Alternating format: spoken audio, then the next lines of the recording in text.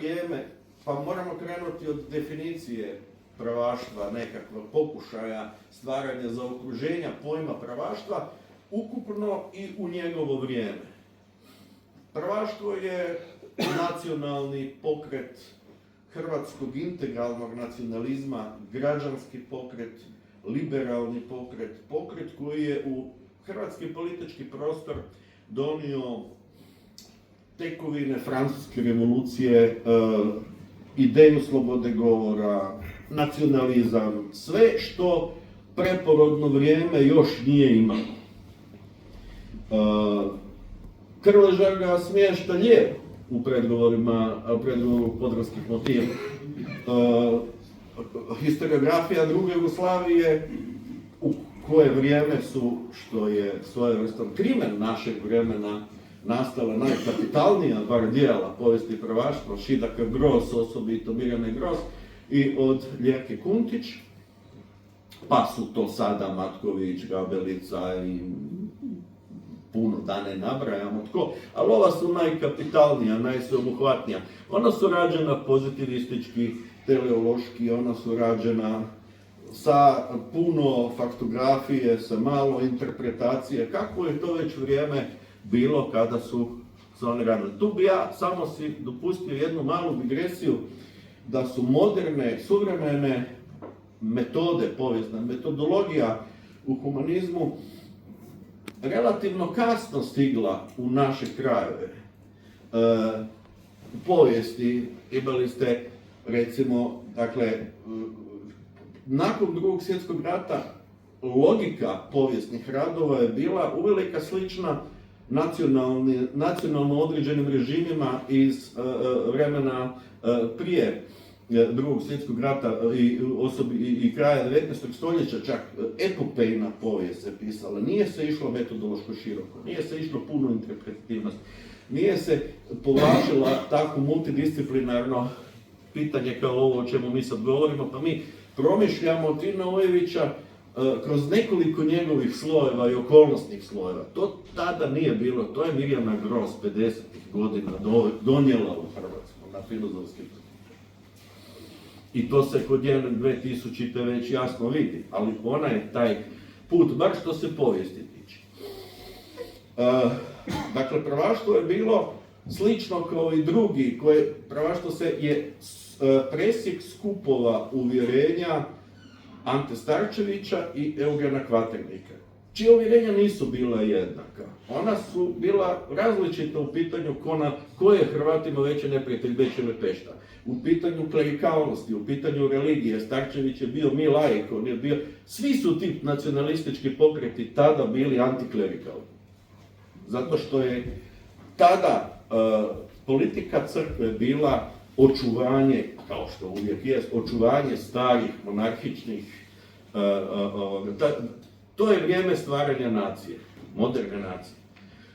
Da bi to prerezali, da ne bi izgubili puno vremena, parafrazirat ćemo jednu Metternichovu iz vremena Bečkog kongresa 1815. nakon Waterloo i poraza Napoleona. Kaže, u Austerlicu 1807. je car pobjedio careve, a u Waterloo, dakle 8 godina kasnije, su nacije pobjedile nacije.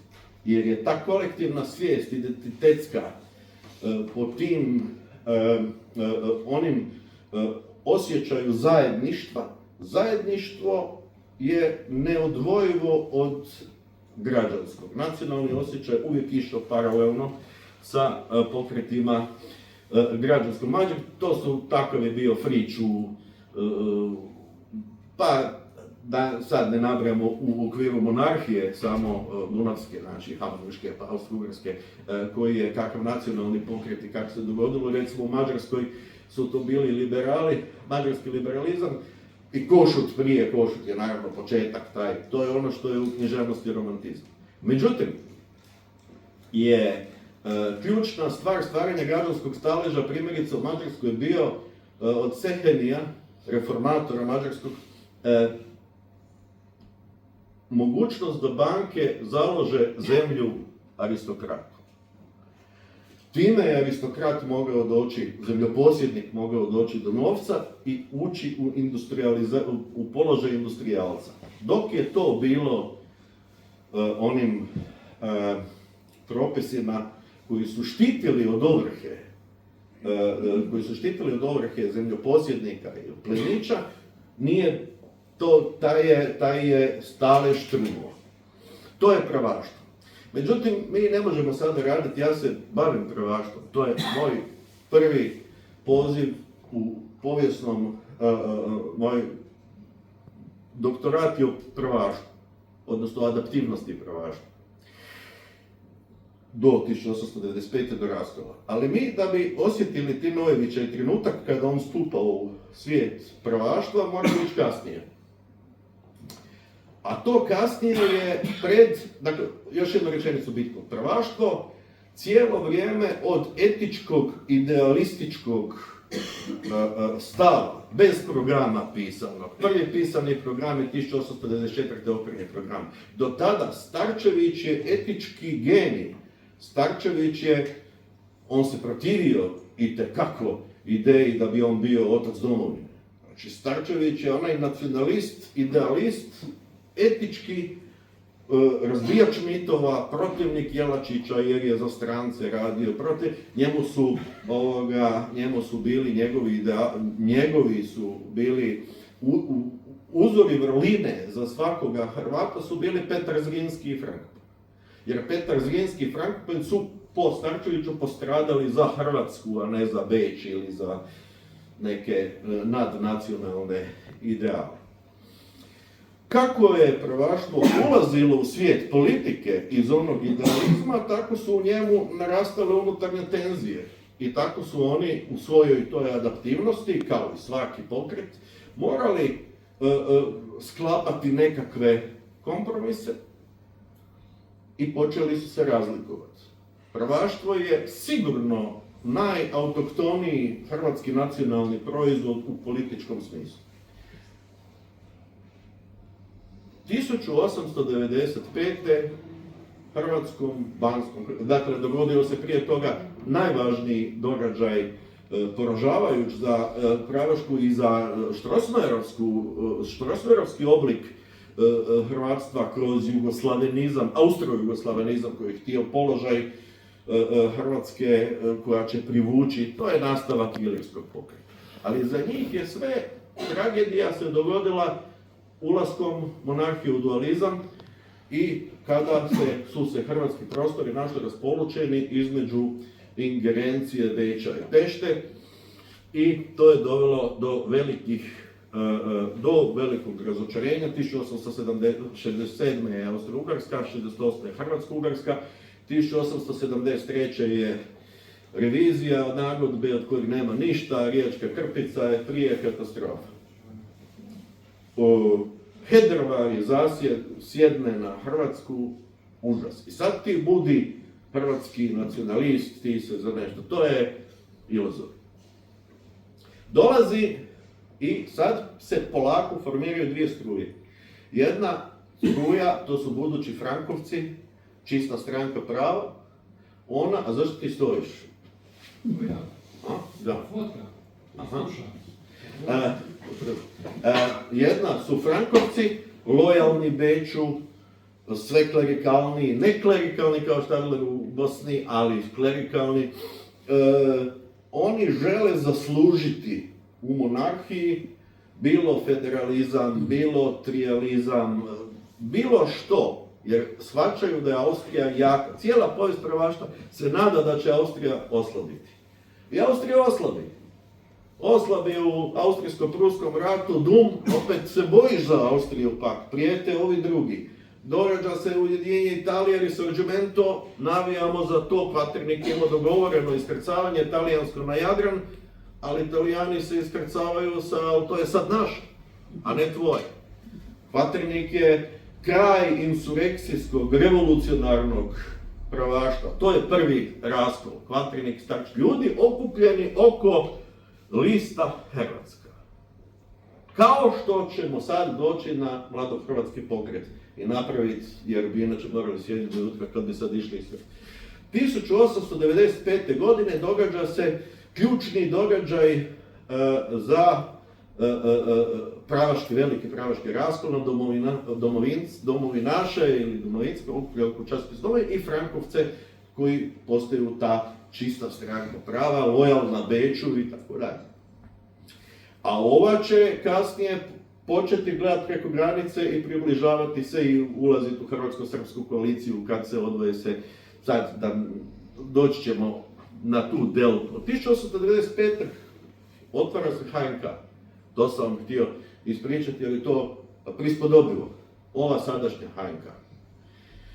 Postoje u Gornjem gradu nešto što je bilo prije HNK u doba Gaja. Ali sad, to je veliki događaj. To je i danas monumentalno. Sve u mađarskim zastavama. I Banski dvori su u mađarskim zastavama. Dolazi car. Bečki, naš car, Franjo. Hedervari koji je bio jako zgodan, inače muškarac, njegovan, inteligentan. Imao je tu situaciju gdje su ga, evo to vam je Starčević, dobio je poznati vritanjak u Saboru. Gržanić, Matok i Nečak Starčevićev su tu gurali i udarili nogom u guzicu. Dobili nešto zatvora, nešto ovome, oduzeli odvjetničku licencu i tako dalje. Starčević na to kaže dečije obestah, to on ne priznaje takve stvari. Jer on je bio groman, on kad je nešto mislio, to je tako.